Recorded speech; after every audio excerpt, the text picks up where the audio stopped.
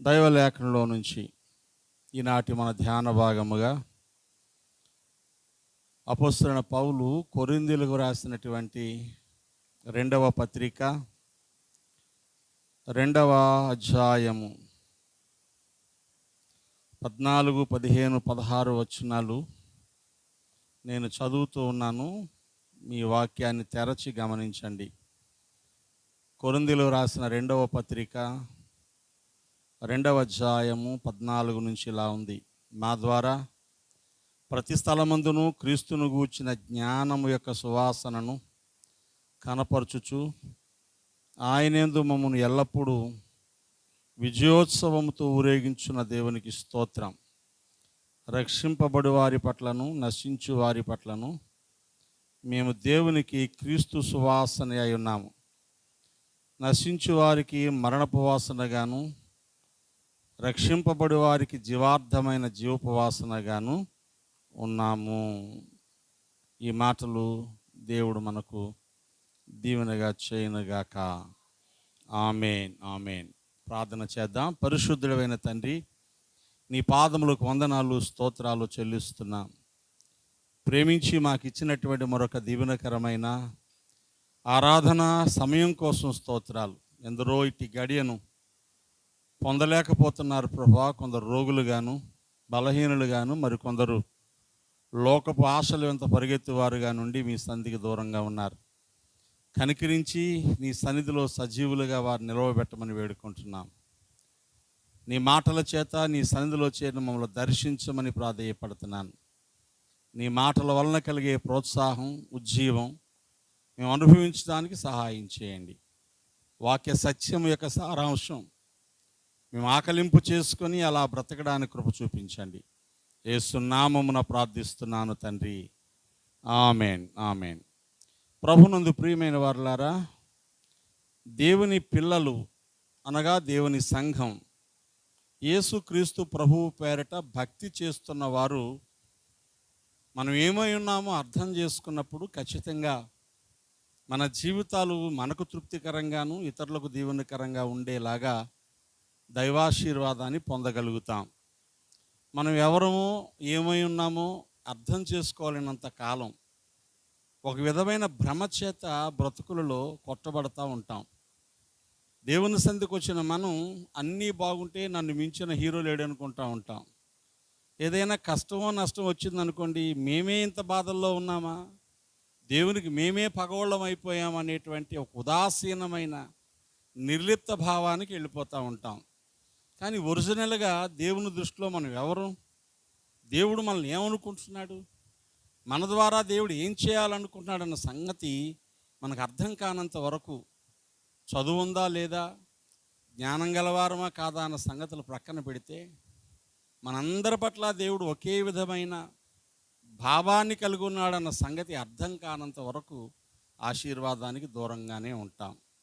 మనం ఎవరము అని ఆలోచన చేస్తే మట్టి ఘటములము అన్న విషయాన్ని మొట్టమొదట మనం మర్చిపోకూడదండి. ఇదే పత్రిక 4వ అధ్యాయములో 7వ వచనంలో భక్త పౌలు ఇలా చెప్తాడు, అయినను ఆ బలాధిక్యము మామూలమైనది కాక దేవుని దయుండునట్లు మట్టి ఘటములలో ఈ ఐశ్వర్యము మాకు కలదు. అంటే అర్థం ఏంటి? బలాధిక్యము, మనకున్న బలము వల్ల కలిగిన ఆధిపత్యం ఏదైనా ఉంటే, భక్తి వల్ల కలిగిన ఆధిపత్యం ఏదైనా ఉంటే అది మాది కాదు, ఎవరిది? దేవునిది. ఎందుకంటే మేము మట్టి ఘటములం. దేంతో పోల్చుకున్నాడు?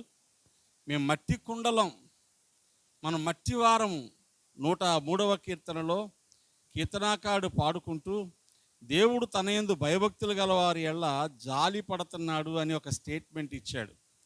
భయభక్తులు గలవారి పట్ల జాలి పడ్డం ఏంటి అంటే ఆ మాట ఇలాగా ఫినిష్ చేస్తూ ఉంటాడు. చూడండి, 13, 14 వచనం 103వ కీర్తనలో, తండ్రి తన కుమారుల జాలి పడినట్లు యెహోవా తన యందు భయభక్తులు గలవారి ఎడల జాలి పడుతున్నాడు. ఎందుకు జాలి పడుతున్నాడు? మనము నిర్మించబడిన రీతి ఆయనకు తెలిసే ఉన్నది. మనం మట్టివారమని, మనం మర్చిపోయాం మట్టివారమని ఆయన జ్ఞాపకం చేసుకున్నాడు. నువ్వు బండి మీద తిరిగినా, కారులో తిరిగినా, మేడలో ఉన్నా, పూరు గుడుసులో ఉన్న మట్టి పాత్రవే. బంగారం చేత అలంకరించబడినా, వెండి చేత అలంకరించబడినా, పట్టుబట్టలతో కట్టబడినా, నేతగుడ్డలు కట్టుకున్న మట్టి పాత్రవే. మట్టి పాత్ర బంగారపు నగలు ధరించుకుంది కాబట్టి మీద నుంచి కింద పడితే పగలదా? అది మట్టి పాత్ర తగలకూడని తగిలితే పగిలిపోద్ది, అది మర్చిపోకూడదు. మనం మట్టి పాత్ర లాంటి వాళ్ళం.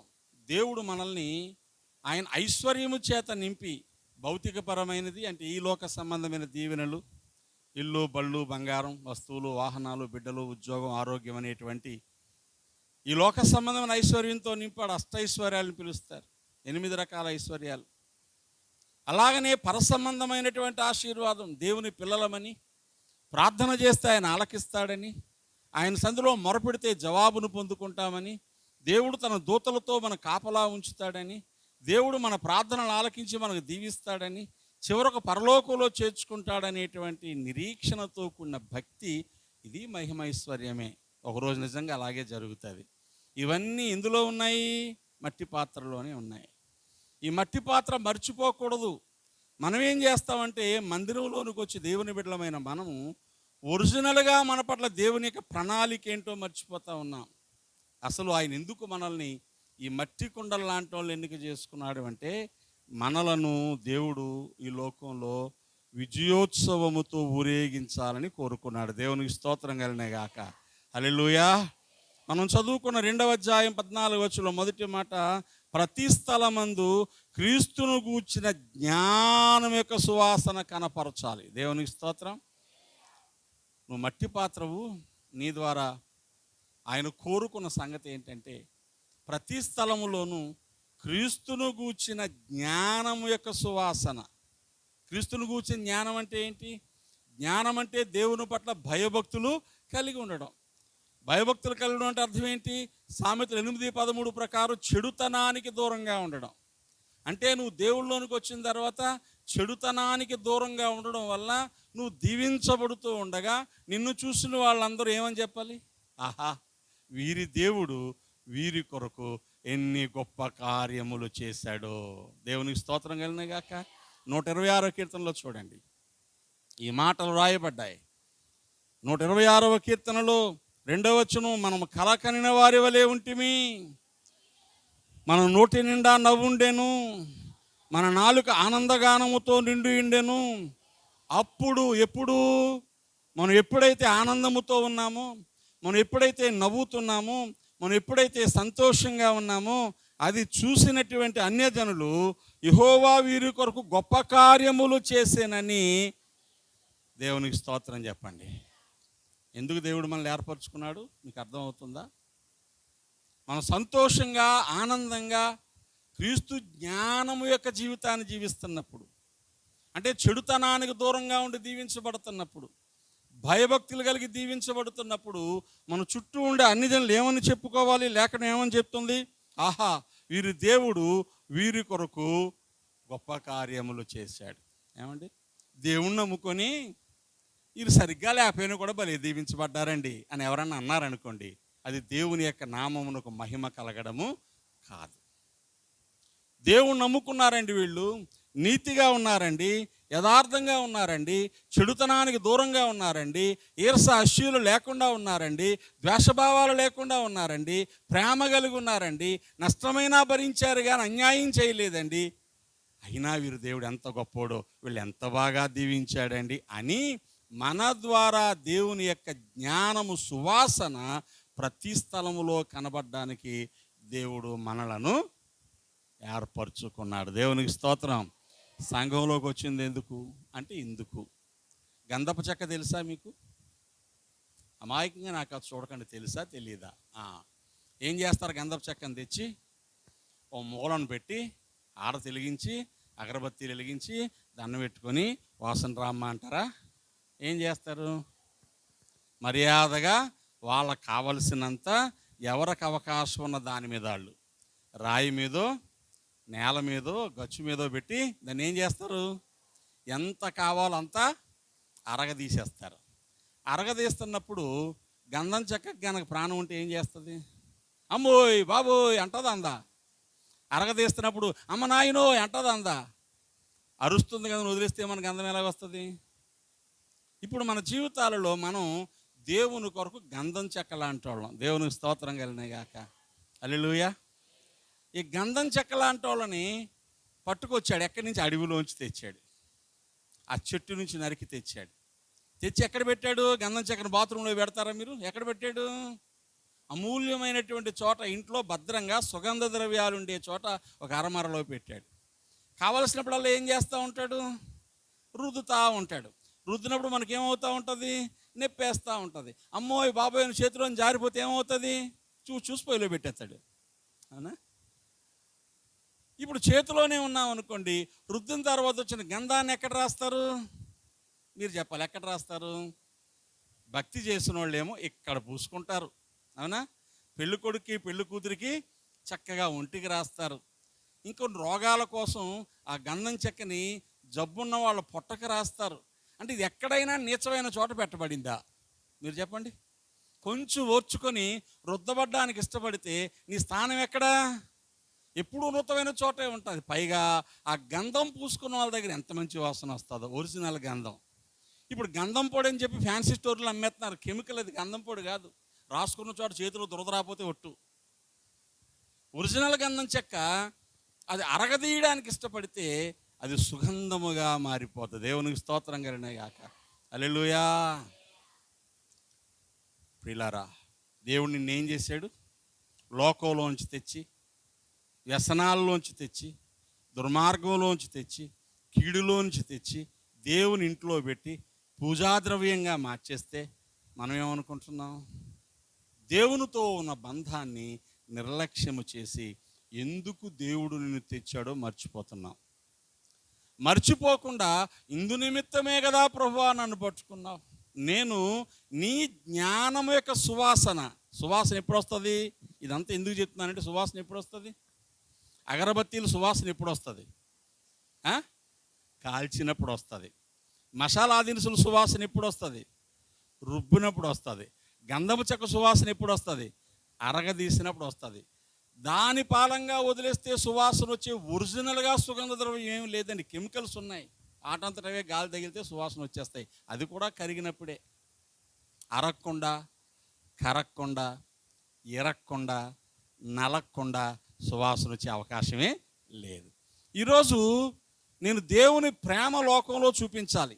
ప్రేమ చూపించాలంటే నన్ను ద్వేషించేవాడు ఎవడో కూడా ఉండాలి కదా. ఉండాలి వద్దా? నేను ప్రేమించిన వాళ్ళనే నేను ప్రేమిస్తే, నన్ను ప్రేమించిన వాళ్ళనే నేను ప్రేమిస్తే, నాకు టీ ఇచ్చిన వాళ్ళకే నేను కాఫీ ఇస్తే ప్రేమ ఎలాగవుతుంది? అది నన్ను చూసి మొహం తిప్పుకున్న వాళ్ళకి, నా మీద సెటైర్లు వేసే వాళ్ళకి, నా మీద దుష్ప్రచారం చేసే వాళ్ళకి నేను మేలు చేస్తే ప్రేమ చూపించినట్టు. కీడు చేసే వాళ్ళకి ప్రేమ చూపించాలంటే ఈ గంధం చెక్క ఏమవ్వాలి? ఇప్పుడు నలగాలి, అరగాలి. మరి యేసుక్రీస్తు ప్రభు ప్రేమ మన పట్ల ఎలా ఉంది? మనం ఎంత మంచివాళ్ళం మీరు చెప్పండి. ఇప్పుడు మీరందరూ మంచివాళ్ళే, నేనైతే మంచివాడిని కాదు. నేను ఎంత చెడ్డోడినో, ఎంత ప్రభువుని ఏడిపిస్తానో, ఎంత ప్రభువుని కాదంటానో, ఎంత ప్రభువు నా వెనకాల బాబు ఈ ముద్ద తినరా అని అమ్మ పిల్లాడి వెనకాల పరిగెత్తినట్టు నా వెనకాల పరిగెడతాడో నాకు తెలుసు. ఎప్పుడైనా ఒకసారి నా మనసు కుదిరినప్పుడు, అయ్యో ప్రభువా నేను బాధ పెట్టేశానయ్యా, ఇక నేను బాధ పెట్టనయ్యా అని పశ్చాత్తాపడి ప్రార్థనలు చేసుకుని పాదాలు పట్టుకొని తిరిగేటువంటి ఆ తిరుగుడే 37 సంవత్సరాల జీవితం అయిపోయింది. దేవుని స్తోత్రం కలిగిన గాక. ఎప్పుడో బుద్ధి పుట్టినప్పుడు ఓసారి దేవునికి ఇష్టంగా బ్రతికితే 37 ఏళ్ళు అయిపోయింది. మరి ఈరోజు మనం ఇలా చేస్తున్నాం కదని ప్రభు ఎప్పుడన్నా వదిలేస్తే ఏమైపోతామండి? ఎంత దారుణమైన పరిస్థితులు మన జీవితాల్లోకి వచ్చేస్తున్నాయి. ఎంత విచిత్రమైన వార్తలు మనం వింటున్నాం. చిత్రమైన మరణాలు వింటున్నాం. చిత్రమైనటువంటి అపాయాల కోసం వింటున్నాం. చిత్రమైన వ్యాధుల కోసం వింటున్నాం. కానీ ఈరోజు మనం ఎలా ఉన్నాం? మీరు చెప్పాలా? చిన్నపాటి ఇబ్బందులు మనం తెచ్చుకున్నాయే కానీ దేవుడిచ్చినవి కావు. క్షేమంగా ఉన్నాం. అయితే దేవుడు ఈ బలహీన పరిస్థితుల మధ్య ఆయన జ్ఞానము యొక్క సువాసన మనం వ్యాప్తి చేయాలని మనల్ని పట్టుకున్నాడు. దేవునికి స్తోత్రం. ప్రేమ చూపించాల్సిన చోట ప్రేమ చూపించాలి. మంచితనము చూపించాల్సిన చోట మంచితనము చూపించాల. నీతిగా ఉండాల్సిన చోట నీతిగా ఉండాల. యథార్థంగా ఉండాల్సిన చోట యథార్థంగా ఉండాల. సమాధానంగా ఉండాల్సిన చోట సమాధానంగా ఉండాల. ఇలా ఉన్నప్పుడే మనము దేవుని యొక్క సువాసన లోకంలో వ్యాపింప చేయగలుగుతాం. కొలస్సీ పత్రిక దయచేసి ఈ మాటలు చూడండి. 3వ అధ్యాయం, కొలస్సీ పత్రిక 3వ అధ్యాయము 12, 13, 14 వచనాలలో వ్రాయబడిన మాటలు ఊరికే చదువుతా, నేను వివరించను, వాటి మీద మనసు పెట్టండి. మీరు దేవుని చేత ఏర్పరచబడిన వారును పరిశుద్ధులను ప్రియులైన వారికి తగినట్లు. ఎవరికి తగినట్లు? మనం ఎవరో గుర్తుపెట్టుకోవాలంటున్నాను నేను. మట్టి ఘటాలలో మహిమైశ్వర్యము చేత నింపబడి చేతగాని పనికిరాని వారమైన మనలో దైవిక దీవెనల చేత దేవుడు నింపి మంచి జీవితాన్నిచ్చి, ఆరోగ్యాన్నిచ్చి, ఐశ్వర్యాన్నిచ్చి, నోట దేవుని మాటలుంచి, ప్రార్థన చేస్తే జవాబునిచ్చి ఆయన ఒకటి ప్రూవ్ చేశాడు. ఏంటంటే, మీరు నాకు ప్రియులు. దేవునికి స్తోత్రం. ఏమండి, ఎన్ని కష్టాలు వచ్చినా ధైర్యంగా ఉండడాన్ని బట్టి చూసి జనాలు ఏమనుకుంటున్నారు? వీళ్ళు దేవుని బిడ్డలు. ఏం ప్రూవ్ చేస్తున్నాడు దేవుడు? వీళ్ళు నాకు ప్రియులు. దానియేలు నీవు బహుప్రియుడవు. కాబట్టి ఏం చేశాడు ఆయన? సింహాల గుహలో నుంచి కాపాడాడు. మనకి ఇంత పెద్ద పెద్ద కష్టాలు వచ్చినా కాపాడబడతా ఉంటే ఆయన దృష్టిలో మనం ఏంటి చెప్పండి? ప్రియులం. నువ్వు నచ్చినా నచ్చకపోయినా ఆయన ఓసారి నీ కోసం ప్రాణం పెట్టాడు కాబట్టి నువ్వు ఆయనకు ప్రియమైన బిడ్డగానే ఎంచుకుంటున్నాడు. నువ్వు పరిశుద్ధుడవు కాబట్టి ఆ దేవుని చేత ఏర్పాటు చేయబడ్డ వారికి తగినట్లుగా ఏ జ్ఞానము సువాసన ఉండాలో చూడండి. ఇక్కడ నెంబర్ 1 జాలిగల మనస్సు. మనకే మనసు ఉండాలా? పక్కోళ్ళు ఏడుస్తూ ఉన్నా, గింజుకుంటా ఉన్నా, నెత్తినోరు బాదుకుంటా ఉన్నా, కరక్కుండా ఉన్న మనసు మనకు ఉందనుకోండి, నువ్వు దేవుని బిడ్డ ఎలాగవుతావు?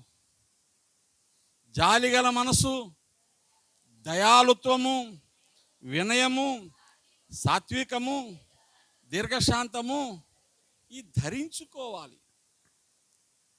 బేసిక్గా మనం ధరించుకునే వాటిని వస్త్రాలు అంటారు. కాళ్ళకు చెప్పులు లేకపోయినా బయటికి వెళ్ళొచ్చు, ఏం ఇబ్బంది లేదు. పైగా ఇప్పుడు డాక్టర్లు కూడా చెప్తున్నారు, రోజు కాసేపు చెప్పులు లేకుండా నడవండి, మీ ఆరోగ్యం బాగుంటుంది అని. అనగా చెప్పులు లేకపోయినా తిరగచ్చు, మెల్లో గొలుసులు లేకపోయినా తిరగొచ్చా లేదా? చేతికి వాచి లేకపోయినా తిరగచ్చు, ముక్కుకు ముక్కు ముడకలు, చెవులకు లోలకాలు లేకపోయినా తిరగచ్చు. బట్టలు లేకపోతే తిరగకూడదు, తిరగకూడదు. బట్టలు లేకపోయినా తిరిగేస్తున్నారు కదా నిక్కర్లు వేసుకొని. ఇప్పుడు కొంతమంది తిరిగేస్తున్నారా? ఇంత నిక్కర్లు వేసుకొని తిరిగేస్తున్నారు. ఆడపిల్లలు కూడా ఇంత టాపులు వేసుకొని తిరిగేస్తున్నారు. అలా సిగ్గు వదిలేసి తిరిగేస్తున్నారు. అలా అంటే మన మీద పడిపోతున్నారు వచ్చి. తిరగకూడదు. ఇక్కడ ఆ తిరగకూడని ఆత్మీయమైనటువంటి సంగతులు ఏంటో చూడండి. నువ్వు దేవుని బిడ్డవైతే ఇవి ధరించుకొనే తిరగాలి. ఏంటది? జాలిగల మనసు, దయాలుత్వము, వినయము, సాత్వికము, దీర్ఘశాంతము ధరించుకోనండి. ఇది లేకపోతే మీరు దిగంబరులే. వినయం లేదా దేవుని బిడ్డలకి? అహంకారం ఉందా? కళ్ళు మూసుకుపోయి ఉన్నారా? నువ్వు దిగంబరుడివే దేవుని దృష్టిలో. జాలి లేదా నీకు? నువ్వు దిగంబరుడివే. దయ లేదా నీకు? నువ్వు బట్టలు లేని వ్యక్తివే. సాత్వికం లేదా నీకు? నువ్వు బట్టలు లేని వ్యక్తివే. దీర్ఘశాంతం లేదా నీ దగ్గర? నువ్వు బట్టలు లేని వ్యక్తివే. మిగతా ఎన్నుంటే ఎవరికి కావాలా? పట్టు చీరలు కట్టున్నానండి, ఏమండి గొప్ప గొప్ప అర్మానీ సూట్లు వేసుకున్నానంటే నువ్వు దిగంబరుడు. ఏమి లేదు నీ దగ్గర? వినయం లేదు. కాబట్టి వినయం ఎవరి దగ్గర ఉందో, సాత్వికం ఎవరి దగ్గర ఉందో, దయాలుత్వం ఎవరి దగ్గర ఉందో, దీర్ఘశాంతం ఎవరి దగ్గర ఉందో, జాలిగల మనసు ఎవరి దగ్గర ఉందో, వారు దేవుని చేత ఏర్పరచబడ్డవారు. దేవునికి స్తోత్రం కలిగినగా. వాళ్ళ దగ్గర ఏ వాసన వస్తుంది? ఇప్పుడు నువ్వు ఏ సెంటు కొట్టుకుంటే ఆ వాసనే. ఈ లక్షణాలన్నీ యేసుక్రీస్తు ప్రభు పేరుకు రుజువులు. పరమగీత గ్రంథంలో 1వ అధ్యాయం 2వ వచనంలో అంటది, నీ పేరు పోయబడిన పరిమళ తైలముతో సమానం. యేసు నామము, యేసుక్రీస్తు లక్షణాలు సెంట్ లాంటి. ఇవే. ఈ సెంటు మన దగ్గర వాసన వస్తే జనాలు ఏమంటారు? ఆహా, దేవుడి వీరి కొరకు ఎన్ని గొప్ప కార్యాలు చేశారు. దీంతో గొడవ వస్తే వెంటనే మీద పడి కొట్టేసేవాడండి. అలాంటిది అంతమంది అరుస్తున్నా సైలెంట్గా వెళ్ళిపోతున్నాడు ఏంటి? ఈవిడ ఎవరి మీదన్నా పగబట్టిందంటే తాసుపాం పగండి బాబు. అలాంటిది ఇంత కూలుగా ఉందేంటి? వీళ్ళు దేవుని నమ్ముకున్నారండి. ఇప్పుడు ఏ వాసన వచ్చావు నువ్వు? ఏ వాసన వచ్చావు? యేసుక్రీస్తు ప్రభు యొక్క జ్ఞానపు వాసన వచ్చావు. దేవుడు దీవిస్తాడా? దీవించడా? కనుక ఎందుకు ఏర్పాటు చేసుకున్నాడంటే క్రీస్తు యొక్క జ్ఞానపు సువాసన లోకములో మనము చూపించాలని మనల్ని ఏర్పాటు చేసుకున్నాడు. ఆ రెండవ మాట చూడండి, కొరింథీ 2వ పత్రిక 2వ అధ్యాయములో 14వ వచనం 2వ భాగములో, ఆయన యందు మమ్మును ఎల్లప్పుడూ విజయోత్సవముతో ఊరేగించున్న దేవునికి స్తోత్రం. ఎల్లప్పుడూ దేవుల్లో మనం ఎలా ఉండాలా? విజయముతో ఊరేగే వాళ్ళగా ఉండాలా. దేవునికి స్తోత్రం చెప్పండి. ఊరేగుతారు చాలామంది చచ్చిపోయాక, అవునా? చచ్చిపోయినప్పుడు ఊరేగింపుగా తీసుకెళ్తారా లేదా? అదే ఊరేగింపు చావు ఊరేగింపు. ఎలక్షన్లో గెలిచినప్పుడు ఊరేగిస్తారు, అదే ఊరేగింపు విజయోత్సవం, గెలిచిన ఊరేగింపు. పెళ్ళిళ్ళలో ఊరేగిస్తున్నారు డీజేలు పెట్టి, ఈ మధ్యలో అక్కలు కూడా డ్యాన్స్లు ఆడేస్తున్నారు, అక్కడక్కడ చూశాను నేను. అదే ఊరేగింపు పనికిమాలిన ఊరేగింపు. ఏ ఊరేగింపు అండి? పనికిమాలిన ఊరేగింపు. చావు ఊరేగింపు ఉంది, గెలుపు ఊరేగింపు ఉంది, పనికిమాలిన ఊరేగింపు ఉంది. మనదే ఊరేగింపు. మనం దేవుడు గెలిచిన ఊరేగింపులో ఉండాలని కోరుకుంటున్నాడు. దేవునికి స్తోత్రం కలిగినాయి కాక. హల్లెలూయా. గెలిచిన ఊరేగింపు అంటే ఎందులో గెలిచావు? నువ్వు ఎక్కడ గెలిచావు? నువ్వు గెలిచిన ప్రతిసారి ఆయన ఊరేగింపు చేద్దాం అనుకుంటున్నాడు. దేవునికి స్తోత్రం కలిగినాయి కాక. నువ్వు ఓడిపోయి ఆయన ఏడిపిస్తున్నావు. ఎక్కడ గెలవాలి? దేనిలో గెలవాలి? ఎవరితో గెలవాలి? దెబ్బలాట గెలవడం కాదు. ఇక్కడ గెలవడం అంటే యాకోబు దగ్గర నేర్చుకోవాలి మనం. దేవునికి స్తోత్రం కలిగిన గాక. యాకోబు దేవునితో పోరాడి గెలిచెను. ఉందా లేదా? హోషేయ గ్రంథానికి రండి, 12వ అధ్యాయానికి రండి. హోషేయ గ్రంథంలో 12వ అధ్యాయంలో ఇక్కడ పోరాటము గెలుపు అనే దానికి కొత్త నిర్వచనాన్ని చెప్తుంది వాక్యం.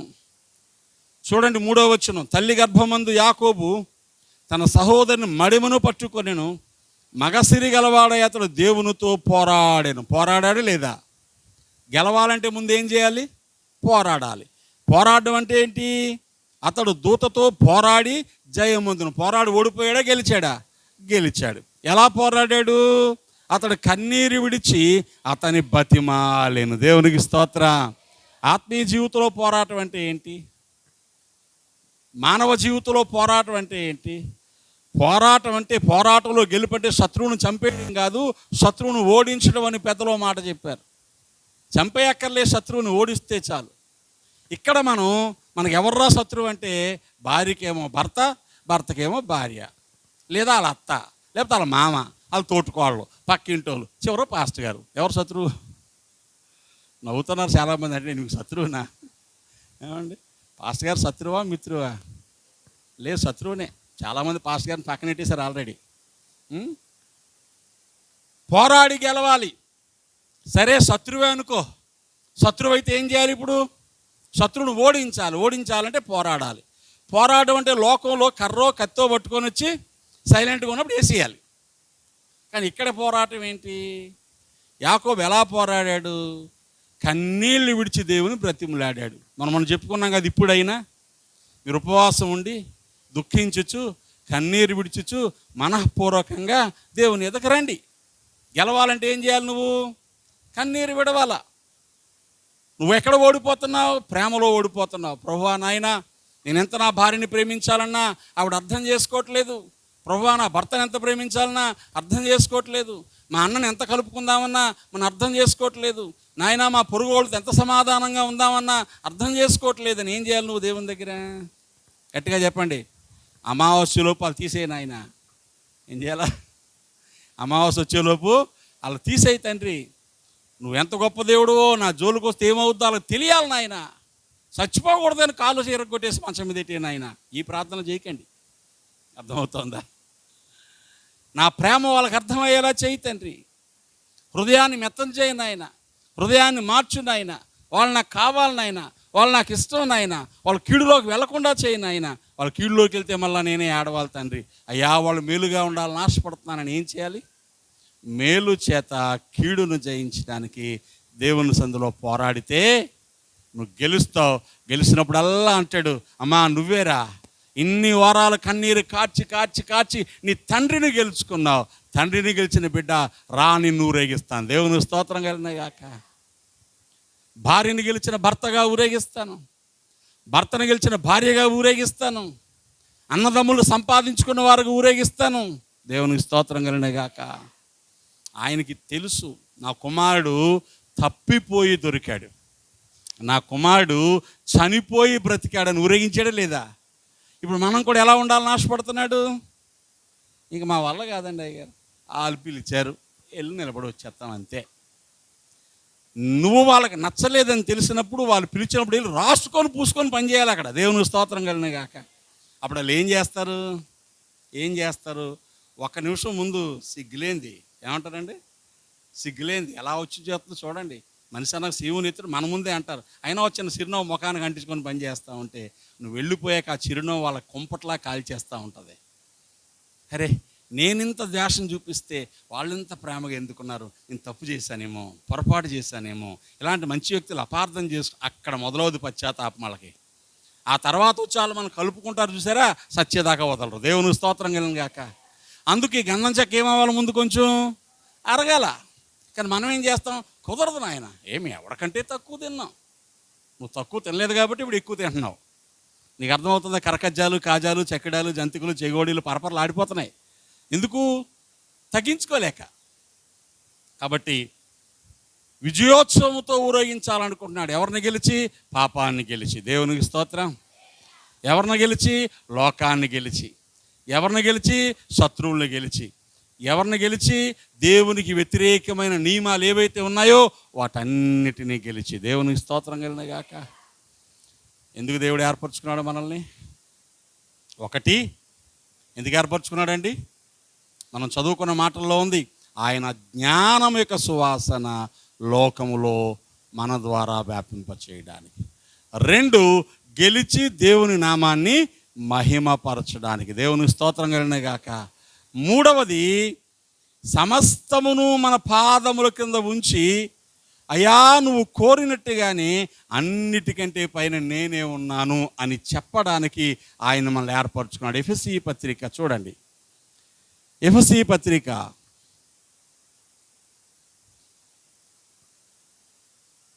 22వ వచనం, మొదటి అధ్యాయం. మరియు సమస్తమును ఆయన పాదముల క్రింద ఉంచి, సమస్తము పైన ఆయనను సంఘమునకు శిరస్సుగా నియమించెను.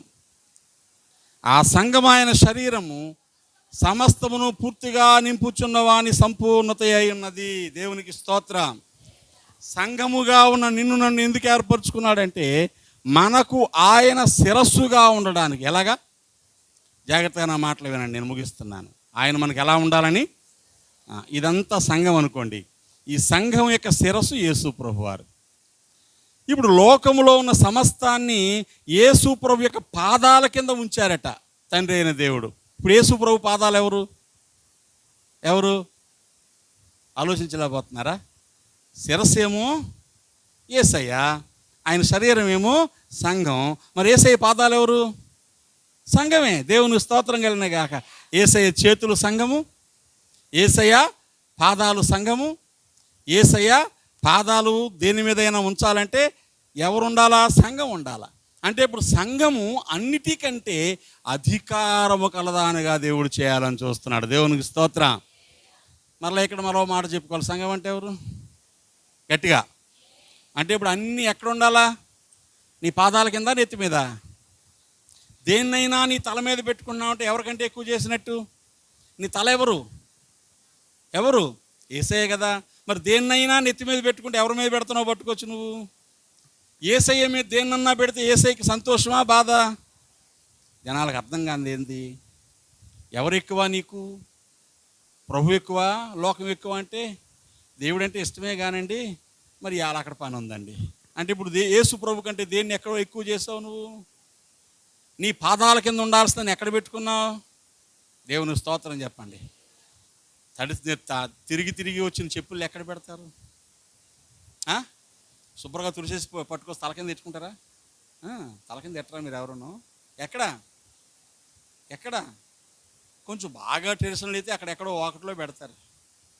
ఇంకొంచెం కామన్గా అలవాటు బెడ్రూమ్ దాకా తెచ్చేస్తాం, అందులో చెప్పులు వేసుకుని నడిచేస్తూ ఉంటాం. కానీ చెప్పులు ఎవడు తల కింద పెట్టుకోరు కదా. పెట్టుకుంటారా? మాట్లాడరేమండి. కబోర్డు ఉంటే చెప్పులు ఎక్కడ పెడతాం పట్టుకొచ్చి? ఆ చెప్పులు కూడా రేకలో పెడతాం తప్ప బీరువాలో పెట్టాం కదా, బట్టల మీద పెట్టాం.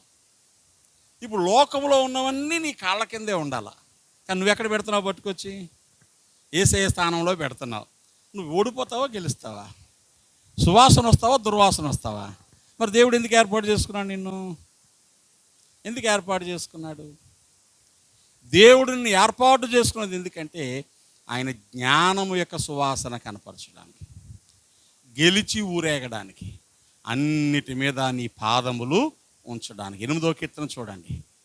దేవుని యొక్క లేఖనంలో చిన్నవారమైన, అక్కర రాని వారమైన, అక్కరకు లేని వాళ్ళమైన మన జీవితాల పట్ల ఆయన ఎంత గొప్ప ప్రణాళిక కలిగి ఉన్నాడో చెప్పే మాటలు 8వ కీర్తనలో జ్ఞాపకము చేయబడ్డాయి.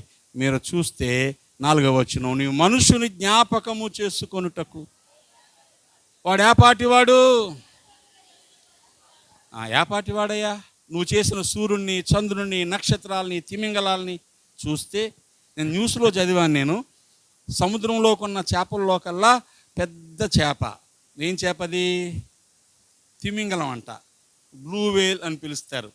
ఎంత పొడుగు ఉంటుంది? 200 నుంచి 300 అడుగులు పొడుగు ఉంటుందంట చేప. ఎంత మాట్లాడరేమండి? ఇక్కడి నుంచి అర్చన ఇంత దూరం ఉంటుంది చేప పొడుగు. ఎంత పొడుగు ఉంటుంది ఏమండి? 400 నుంచి 500 టన్నులు బరువు ఉంటుందంట చేప. ఇప్పుడు ఈ చేపతో పోలిస్తే మనిషి ఏపాటోడు? మాట్లాడండి. ఏనుగుతో పోలిస్తే మనిషి ఏపాటోడు?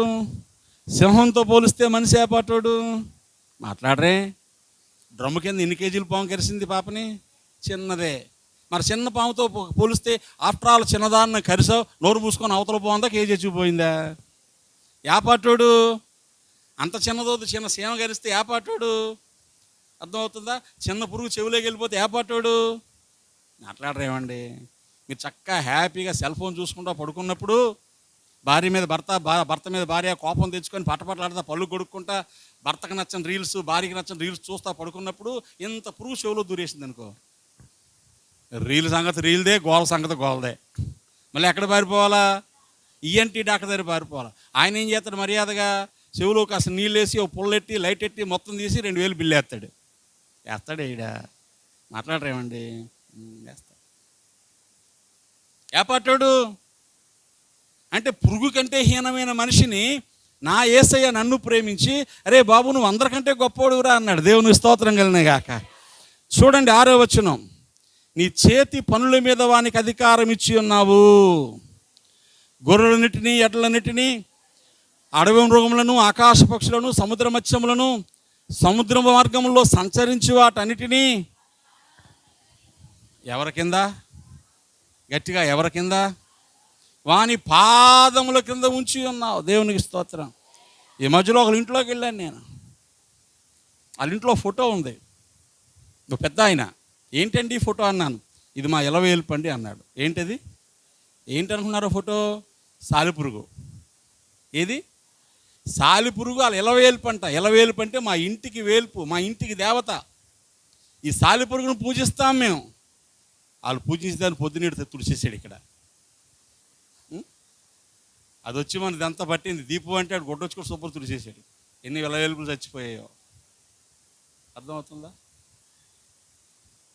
చిన్న సాలిపురుగును పూజించే మనుషుడు అన్నీ నీ కాళ్ళ కింద ఉండాలిరా బాబు అని దేవుడు చెప్తే, నువ్వు దేని తెచ్చిన ఎత్తుమీ పెట్టుకున్నావు? ఈగనొకడు, దోమనొకడు, సేమనొకడు, సాలిపురునొకడు, తాబేలునొకడు ఎక్కడ పెట్టుకుంటున్నారు? ఏ వాసన ఇది? సువాసన దుర్వాసన? ఇప్పుడు వాళ్ళకంటే మనం ఎక్కువేం కాదండి. దేన్ని ఎత్తి మీద పెట్టుకుంటున్నాం దేవుడి కంటే? అది మీకు వదిలేస్తున్నాను. డాష్. దేవుని కంటే ఎక్కువగా దేన్ని ఎంచుతున్నావు? నాకు దేవుడి కంటే ఏది ఎక్కువ కాదని ఎవరన్నా అనుకుంటే మీరు దేవుని సువాసన. దేవునికి స్తోత్రం. దేవుని కంటే ఇంకా దేన్ని ఎక్కువ చేసినా, ఎక్కువ చేయడం అంటే నువ్వు దాన్ని పూజిస్తున్నావని కాదు, దేవుణ్ణి ప్రక్కన పెట్టేసి దానికి కాస్త నువ్వు ఇష్టము చూపిస్తే జాగ్రత్త. నేను దేవుడు ఎందుకు ఏర్పరచుకున్నాడు అది మిస్ అయిపోతున్నావు. ఎందుకు వాడుకోవాలనుకున్నాము, ఎందుకు దాన్ని కొనుక్కున్నాము, ఆ పని జరగకపోతే ఏం చేస్తాం మనం? మీరు చెప్పండి, ఏం చేస్తాం? పారేస్తామండి. అది ఎంత మంచిదైనా. మన ఇళ్ళల్లో అప్పుడప్పుడు 2 నెలలకో 3 నెలలకో 6 నెలలకు ఒకసారి ఇల్లంతా శుభ్రం చేసి కొన్ని వస్తువులు తీసి పైన పెడతాం. పెట్టరా మీరు? అలాగా దాచుకుంటారా 100 సంవత్సరాల క్రితం అయిన యాంటిక్ అని? ఎందుకంటే కొన్నాం కానీ వాడబడలేదు, అనవసరం. ఎన్ని తీసి ఏం చేయాలా? దుంపలు వస్తే దుంపలు, ఉల్లిపాయలు వస్తే ఉల్లిపాయలు, శనగపప్పు వస్తే శనగపప్పు, ఏమి రాకపోతే చెత్త డబ్బాలో వేసేయండి అంటావా లేదా? ఇది అప్పుడు 10,000కి కొన్నాను, ఎవడన్నా 8 ఇస్తే ఇచ్చాడు. ఎవడు 8 కాదు, 8 రూపాయలు కూడా ఇవ్వడదాన్ని. అది నీకు పనికి రాదు. నువ్వు కూడా దేవుడు ఎందుకు నువ్వు ఏర్పాటు చేసుకున్నాడో అందుకు తగ్గట్టు నువ్వు పనికి రాకపోతే నిన్ను కూడా దేవుడు ఎక్కడే వేస్తాడు? ఆరని అగ్నిలో తోసేయమంటాడు.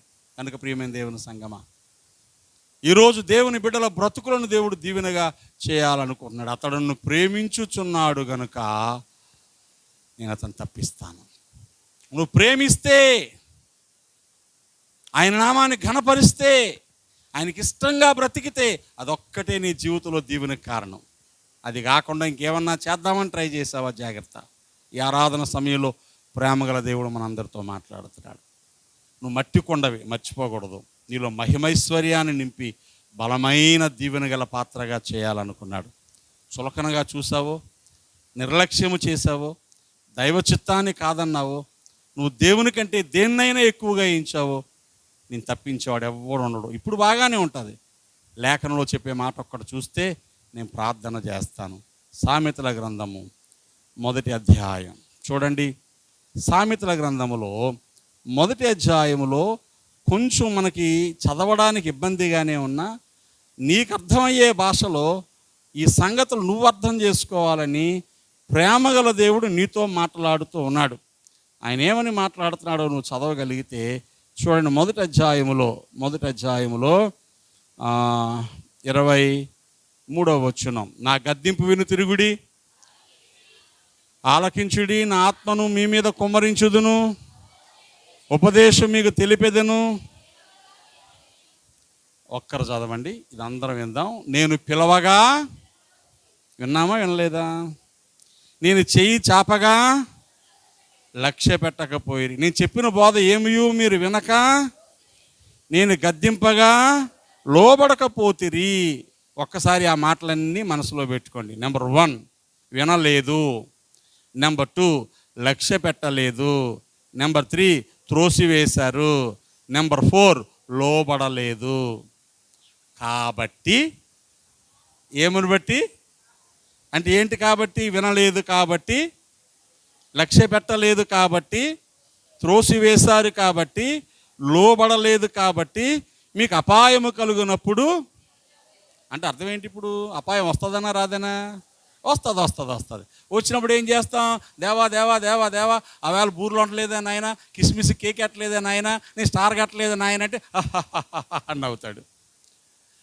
అదేంటి? అయ్యవడకు కావాలి, నేను చెప్పిన మాట నువ్వు వినలేదు కాబట్టి అపాయము కలిగినప్పుడు నేను నవ్వుతాను, భయము వచ్చినప్పుడు కామెడీ చేస్తాడంట, అపహాస్యం ఏలాకోలం చేస్తాడంట. అరే ఇంకొంచెం గట్టిగారా, బాగా ఏడుస్తున్నావురా దీపు, మళ్ళీ ఏడరా అంటాను చూసావా? అలా ఏం చేస్తాడు ఈయన? ఇంకొంచెం ఏడు, ఇంకొంచెం అరు అంటాడంట. ఎందుకంటే నువ్వు వినలేదు కాబట్టి. ఎలా వస్తుంది భయం?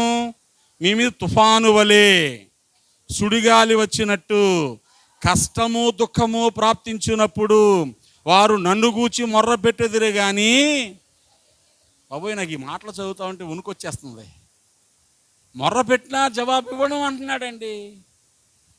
అరిసి గీ పెట్టినా పైసా ఇవ్వని అంటాడు. అప్పుడప్పుడు నాన్న చూసావా? అంటే నాన్నకు ప్రేమ లేదని కాదు, నువ్వు ఏడిపించి నేడిపలాడది యాన్ని ఎదవని వదిలే అలాగా అంటారా లేదా?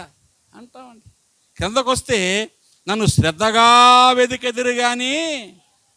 బాబా ఎలా వెతుకుతారు? కష్టం వచ్చినప్పుడు ఎంత భక్తి వచ్చేద్దో కృపమ్మ మనకు కదా. తెగ ప్రార్థన చేసేస్తూ ఉంటాం, ఏడిసేస్తూ ఉంటాం. దేవా నాయన తండ్రి అంటే కృపమ్మ చేస్తుందని కాదు, నన్ను చూస్తుందని పిలిచాను అంతే. దేవునికి స్తోత్రం కలిగిన గాక. ఏం చేస్తూ ఉంటాం మనం? ఎక్కలేని భక్తి వచ్చేసి వద్దన్నా ఉపవాసం. అయ్యారు 3 రోజులు ఉపవాసం ఉందాం అంటున్నానండి. నేను ఉండమన్నప్పుడు ఒకరోజు కూడా ఉండలేదు. ఇప్పుడు ఎన్ని రోజులు ఉంటారంట? ఎందుకు? బాధ వచ్చేసింది. ఆ వేళ ఒక్కరోజు ఉంటే పోయేది, ఇవాళ 30 రోజులు ఉన్న పని జరగదు. ఇది వచ్చింది పనిష్మెంట్ కింద వచ్చింది. ఎందుకు వచ్చింది? ముందు చెప్తే వినలేదు, పనిష్మెంట్ కింద వచ్చింది. శ్రద్ధగా వెతికెదిరే కానీ నేను కనబడకుందును, ఎందుకంటే జ్ఞానము వారికి అసహ్యమైపోయింది. చాలు ప్రియులారా, ప్రార్థన చేసుకునే ముందు అడుసు తొక్కనేలా చెప్పండి, కాళ్ళు అడగనేలా, కళ్ళు మూసుకొని బురదలో నడిచేయడం ఎందుకు, తర్వాత తోం కడుక్కోవడం ఎందుకు? నడిచేటప్పుడే కొంచెం ఆలోచించుకొని జాగ్రత్తగా నడిస్తే తోముకోవాల్సిన బాధ ఉండదు కదా. అంతేనా? కాబట్టి ఏం చేయాలి మనం? దేవుని లేఖనము చెప్తున్నప్పుడు, అయ్యా నేను మట్టి కుండను బాబు, నన్ను నువ్వు ఏర్పరచుకున్నావు, మహిమైశ్వర్యము పోద్దాం అనుకున్నావు, నీ జ్ఞానం యొక్క సువాసన నా ద్వారా తెలియాలనుకున్నావు, నేను గెలిచినప్పుడు ఊరేగించాలనుకున్నావు నాయన, సమస్తాన్ని నా పాదాల కింద ఉంచాలనుకున్నావు. నాకు అర్థం కాలేదయ్యా, కనికరించు. ఇక నీ కోసం అలా బ్రతుకుతానని తీర్మానం చేసుకుంటే ఆయన మరలా ఏం చేస్తాడు? నేల మీద నుంచి పైకి లేవనెత్తి ప్రజల ప్రధానులతో కూర్చుండబెట్టేస్తాడు. దేవునికి స్తోత్రం. ఆశపడదామా? దేవా అలాగూ చేయి తండ్రి. మా జీవితాల్లో నీకు అప్పగించుకుని బ్రతకడానికి కృప చూపు. జ్ఞానం యొక్క సువాసన కనపరుచువారుగా ఉండడానికి సహాయం చేయి. గెలిచి ఊరేగడానికి సహాయం చేయి. అన్నిటి మీద అధికారం గల వారుగా బ్రతకడానికి సహాయం చేయని మనం ప్రార్థన చేసుకుందాం. నెమ్మదిగా తల వంచి కళ్ళు మూసుకోనండి. మోకరించి ప్రభు సన్నిధిలో ప్రార్థన చేద్దాం. ఎవరు మట్టుకోవారే. మంచి దేవుడు ఆయన, ప్రేమగల దేవుడు. వీరి కొరకు దేవుడు గొప్ప కార్యములు చేసి ఉన్నాడు అని అన్యజనులు చెప్పాలని నీ జీవితాన్ని దేవుడు ఒక మాదిరిగా ఉంచాలని కోరుకున్నాడు. ఉన్నావా? అన్యజనుల మధ్య ఆయన నామాన్ని అవమానపరచడానికి కారణాలు ఏవైనా కానీ నువ్వు ఒకవేళ లోబడిన పరిస్థితుందా? దేవుడే కోపపడి నీ జీవితంలో అపాయాన్ని, కష్టాన్ని, ప్రమాదాన్ని తీసుకొస్తే తప్పించుకోగలవా? నువ్వు వెతికితే ఆయన కనబడతాడా? అప్పుడు శ్రద్ధగా ప్రార్థించినా దొరుకుతాడా? ఎందుకు నీ జీవితాన్ని నష్టాల కష్టాల పాలు చేసుకోవాలి? సరి చేసుకో. తప్పయింది ప్రభు అని చెప్పు. అవగాహన లేక, గ్రహింపు లేక, నేను ఒకవేళ నీ నామాన్ని అవమానపరుస్తున్నానేమో, క్షమించు నాయనా అని చెప్పు. ఈ లోకంలో ఉన్నదేది కూడా నీకంటే ఎక్కువ కాదు నాయనా అని చెప్పు. మనం ప్రార్థన చేసుకుందాం. ఎవరి మట్టుకు వారే. హృదయాలు తెరుద్దాం. దయతో ప్రభుతో మాట్లాడదాం. ప్రార్థన చేసుకోండి. పరిశుద్ధుడైన తండ్రి, స్తోత్రం. నీ మాటలను బట్టి వందనాలు చెల్లిస్తున్నాను. ఎన్నికలేని నా పట్ల నువ్వెంత గొప్ప ఆలోచన కలిగి ఉన్నావో, ఎన్ని ప్రణాళికలు వేసుకున్నావో, నా బ్రతుకు ద్వారా మీ నామం మహింపరచబడాలని ఎంతగా కోరుకుంటున్నావో తండ్రి. అలాగూ నీ నామాన్ని ఘనపరిచే, మహింపరిచే జీవితంతో నన్ను ఆశీర్వదించండి. అజ్ఞానం చేత, అవివేకం చేత, గ్రహింపు లేని తనంతో నీకంటే దేనినైనా ఎక్కువగా ప్రేమించి నీకు ఆయాసాన్ని, దుఃఖాన్ని కలిగించిన పరిస్థితులు బ్రతుకులో ఉన్నాయి. క్షమించమని వేడుకుంటున్నాం. సంఘంలో ఉన్న బిడ్డలందరూ, ఈ మాటలు వింటున్న వారందరి జీవితాలను నువ్వు దీవెనగాను, ఫలప్రదముగాను, శుభప్రదంగాను చేయమని, ఈ మాటలు మా బ్రతుకులో ఫలింప చేయమని యేసు నామమున ప్రార్థించి వేడుకుంటున్నాను పరమ తండ్రి. ఆమేన్, ఆమేన్, ఆమేన్. దేవుడు మనకు తోడై ఉండును గాక.